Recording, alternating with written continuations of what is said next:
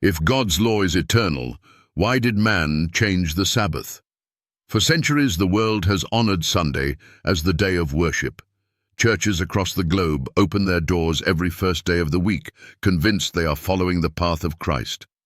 But I ask you, if God's law is eternal, who gave man the authority to change his Sabbath? This is not just a question, it is a challenge to everything you think you know. God's law is unchangeable. For I am the Lord, I change not.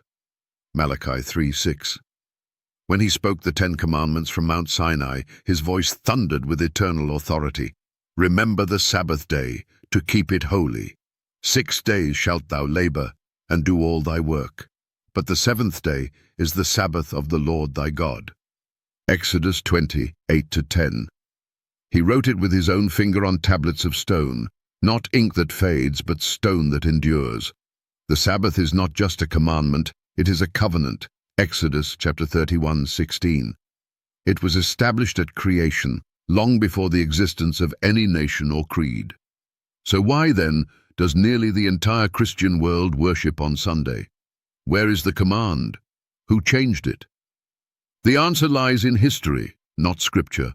In AD 321, Emperor Constantine, a sun worshipper, issued the first civil law mandating Sunday rest, calling it the Venerable Day of the Sun. This was not done in honor of Christ, but to blend paganism with Christianity for political unity. The Roman Catholic Church later embraced and enforced this change, even boasting of its authority to do so.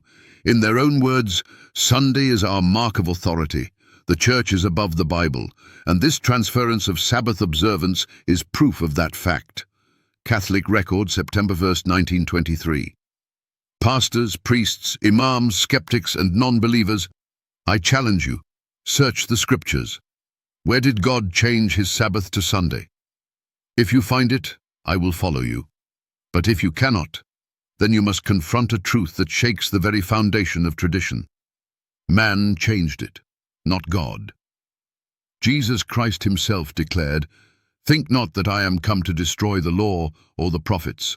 I am not come to destroy, but to fulfill." Matthew 5:17. He worshipped on the Sabbath, Luke 4:16, as did his disciples. Not one verse in Scripture records a change to Sunday. Not one. So I ask again, if God's law is eternal, why did man change the Sabbath? Who gave them that authority? The truth is chilling. No one did. It was an act of human tradition, enforced by the might of an empire and accepted by the masses without question. The time has come to wake up, to recognize that God's law still stands. His Sabbath is still holy, his commandments are still eternal. Man may boast of his authority to change it, but God's word remains unshaken. And on the day of judgment, it is his law that will stand, not the traditions of men. I challenge you today, search the scriptures. Reject the traditions of men. Return to the commandments of God. If his law is eternal, then his Sabbath is too. The question is, will you follow God or follow man?